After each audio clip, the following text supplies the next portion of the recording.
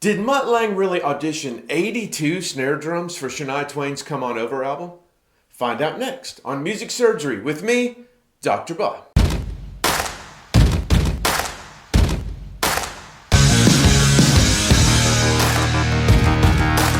Well, we found out that the Mutt Lange rumor about playing one guitar string at a time on a Def Leppard song was actually true. And you can watch it here on this video.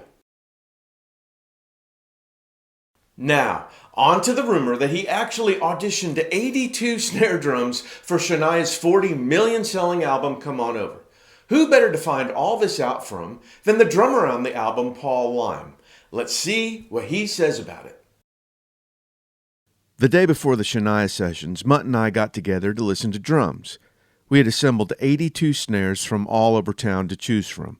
We brought in Yamaha snares, some Gretsch snares, all my snares, all of Larry London's snares, and all of the snares from Drum Paradise. I think we had listened to 25 of them when we came across a Slingerland Chrome over brass from 1968 or 70. It was a 6.5 by 14. Mutt loved it. It's on 11 of the songs on that album. That's quite a nice snare drum. So, I guess the rumor is kind of false. He only listened to 25 snares, although I'm sure he would have listened to 82 or more to find the perfect one. Now, if you're like me, you're wondering what is he listening for to find the magic snare? Now, I've not gotten the chance to ask Mutt what he was listening for, but in listening to practically every record that he's ever produced, there's one thing in common with all the snare sounds he goes for. They're normally tuned somewhat low and thick. Why is this?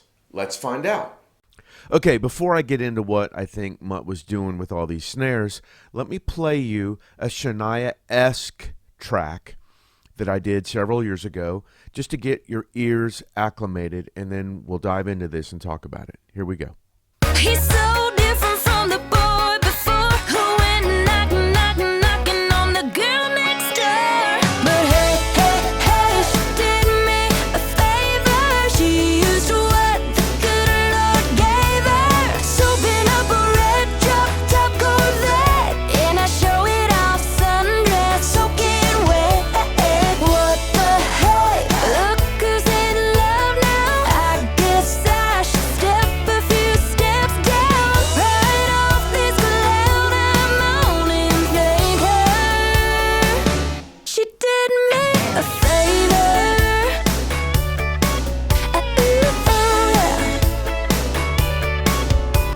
Okay, so the reason I wanted you to hear that is, one, to kind of get in that headspace, and two, I used the Paul Lange snare in this song.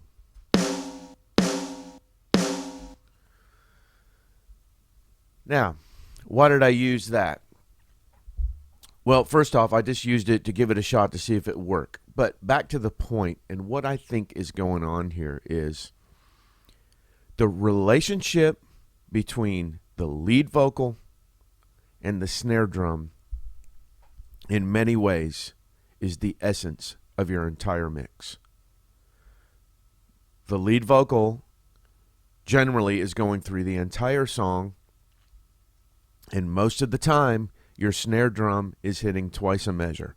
So, in the architecture of a mix, these are right in the mid-range of what the listener is going to hear. There's a lot of power in that. Obviously, the lead vocal is the most important thing.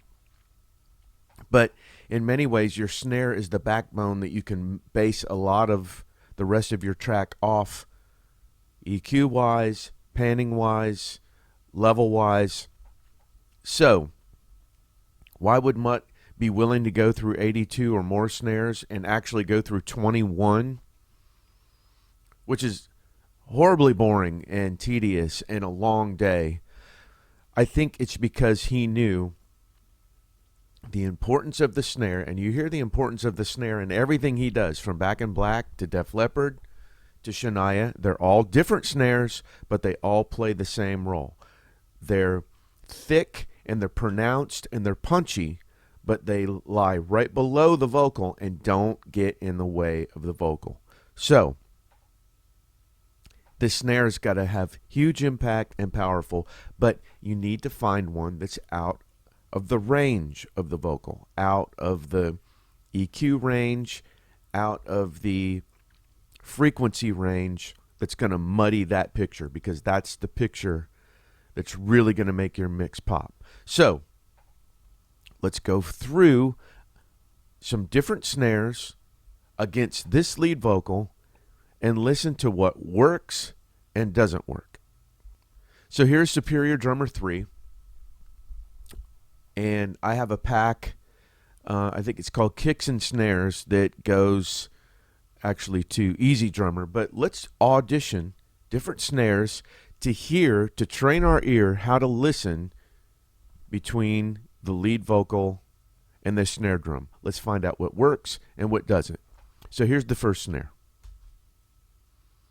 But hey, hey, hey, she did me a favor. She used what the good Lord gave. Not bad.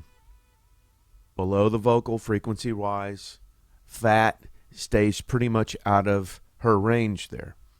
That was a 6.5 by 14 Ludwig Superphonic. Let's go to something else. Here's a 5.5 by 14 DW. But hey, hey, hey, she did me a favor. She used what the good Lord gave her. Cool sounding snare, nice ring. We're starting to get up in that frequency range where there could be a problem. Train your ear to hear that relationship. That relationship is super important. This one's a little close for me. Let's keep going. 6.5 by 14 Ludwig. But hey, hey, hey, she did me a favor. She used what the good Lord gave her. So been up a red drop. Not bad. A little bit of the ring starts to get in her frequency range, but not bad. Let's listen to, 8 by 12 Premier. But hey, hey, hey, she did me a favor. She used what? Obviously, way out of her frequency range, but kind of making the wrong statement with that snare. That, to me, that sounds more of a 70s kind of a dry. I love it, but not for this song. Pearl Steve Ferroni snare. These are great snares. Let's see how this sounds. But hey, hey, hey, she did me a favor. She used what the good Lord gave her. Great snare. Out of her frequency range. Still a little dry for me. I might add a room to that. I could bring the room up in here, I guess. But I would, or a clap, something to make it a little more modern. But that's a great snare. Giant snare. Let's see how this is. But hey, hey, hey, she did me a favor. She used what the good. All right, cool snare, cool ring, cool vibe, but completely wrong. You can hear doom, really, really getting into her vocal range there, and mix nightmare, production nightmare. Let's go through a few more. Old Leedy, 8 by 15.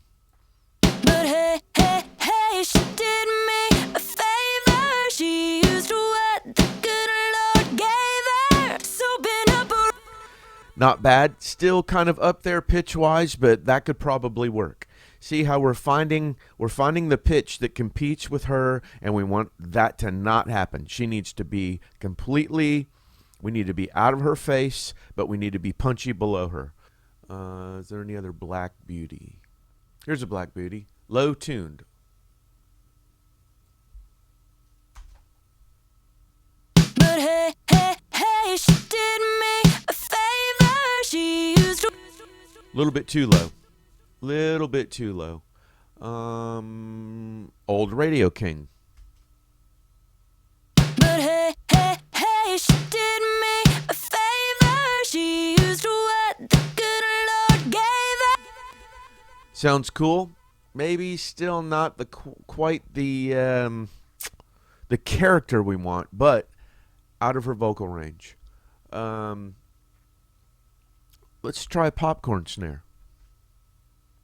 But hey, hey, hey, she did me a favor. She used what the Again, a little high up there for me.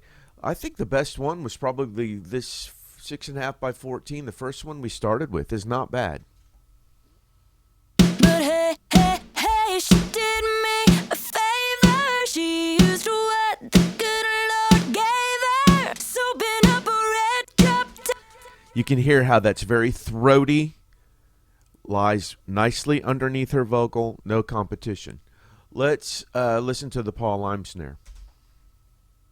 But hey, hey, hey, she did me a favor. She used what the good Lord gave her. This track was done a long time ago. That sounds great. The advantage we're getting with that snare is it's really gonna, that ring is gonna pop out in a mix in a good way. It's not in her way, but it's gonna get length to the snare drum, a lot of length because it rings. Now, if I did this track a long time ago, now if I was doing this track, I would keep that in there, but I'd probably add this one with it for the attack and just the throatiness of it. But hey, hey, hey, she did me a favor. She used what the good Lord gave her. Soaping up a red drop top Corvette. And I show it off, sundress soaking wet. What the heck? That's about perfect right there. I know you're saying, well, what about all the other instruments and how does it mix and match with those? Well, correct.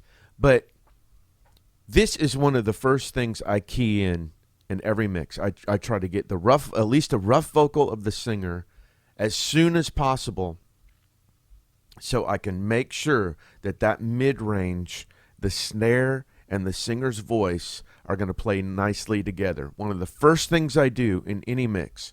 Now, if it's live drums, I'll try to tame that snare and shape the live snare as much as I can, and then add samples to that help that make even more sense. So make this one of the first things you do in a mix because it's so important to get the singer's voice and that snare right.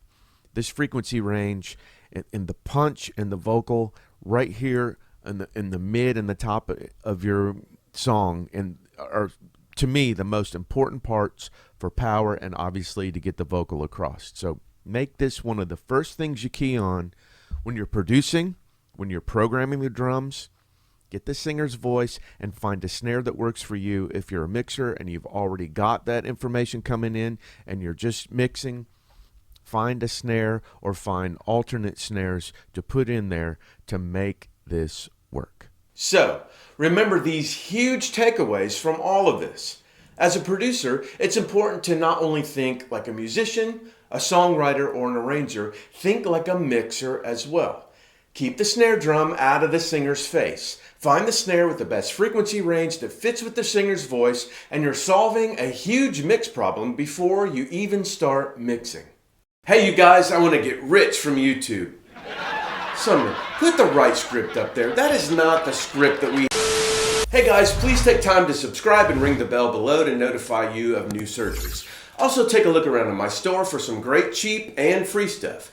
And one last thing, the Doctor's Lounge is open and in full swing. Come on, join us, get some amazing samples, stems, or one-on-one mix, production, or music advice. This is a really cool and super affordable thing, so check it out and see if it's for you. All the links are below in the description of this video. Thanks a lot. Well, that's it for this week. Thanks again for watching. Remember, the snare and the singer need to fit nicely together. Take care of yourselves and each other, and I'll see you the next time the doctor's in. That's quite a nice snare drum.